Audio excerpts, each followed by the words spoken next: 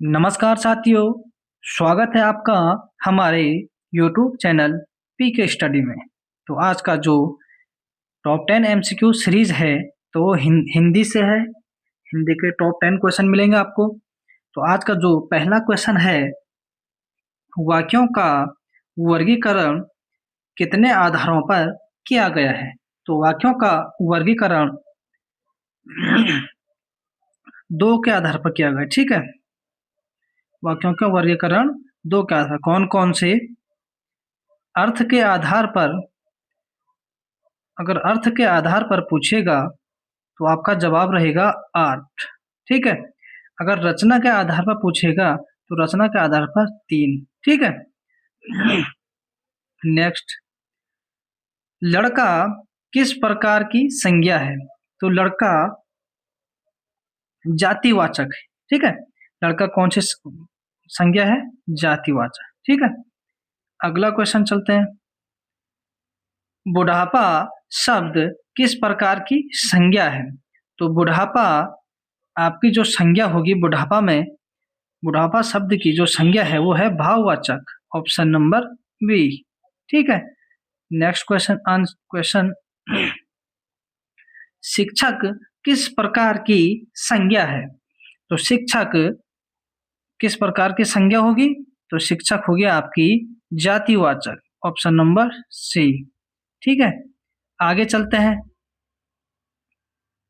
Question number 5 की ओर। सेना, दल, सभा और कक्षा आदि शब्द कौन सी संज्ञा का बोध कराते हैं? तो सेना, दल, सभा और कक्षा आदि शब्द किस संज्ञा का बोध कराते हैं? तो ये कराते हैं आपका ऑप्शन नंबर सी, समूहवाचक। ये सारे समूह में आते हैं, सेना, दल, सभा और कक्षा, ठीक है। अब चलते हैं आगे। नेक्स्ट क्वेश्चन, राज्यपाल में कौन सी संज्ञा है? तो राज्यपाल में कौन सी संज्ञा होगी? ऑप्शन नंबर ए के साथ जाएंगे, जातिवाचक, ठीक है। राज्यपाल में जातिवाचक संज्ञा होगी। अब आगे चलते हैं।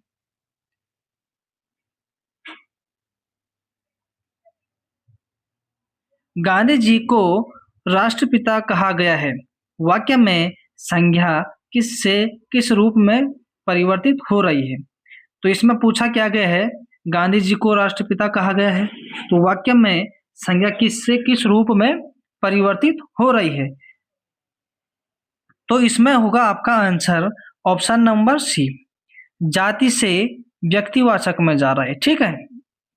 जाति से व्यक्तिवाचक में जा रहा है, ऑप्शन नंबर सी सही आंसर होगा, ठीक है। अगला क्वेश्चन, इतिहास में कहीं चंद्रगुप्त मिलते हैं। तो इतिहास में कहीं चंद्रगुप्त मिलते हैं, इसका सही आंसर रहेगा आपका जातिवाचक, ठीक है। ये ऑप्शन नंबर, ये जो चंद्रगुप्त है ना, इसके बारे में इतिहास में कहीं चंद्रगुप्त मिलते, तो कहीं एक निश्चित नहीं हो रहा ना, तो यहाँ पर आएगा आपका जातिवाचक, ऑप्शन नंबर डी, ठीक है। अगला, व्युत्पत्ति के आधार पर संज्ञा के कितने भेद होते हैं? तो व्युत्पत्ति के आधार पर संज्ञा के 3 भेद होते हैं, ठीक है। व्युत्पत्ति के आधार पर संज्ञा के 3 भेद होते हैं, तो कौन कौन से होते हैं? रूठ संज्ञा शब्द, यौगिक हो गया, यौगिक संज्ञा, और योग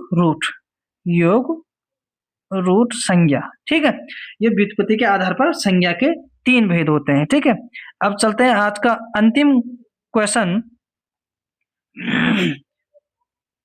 जातिवाचक संज्ञा सर्वनाम, विशेषण, क्रिया, अव्यय शब्दों से कौन सी संज्ञा बनाई जाती है?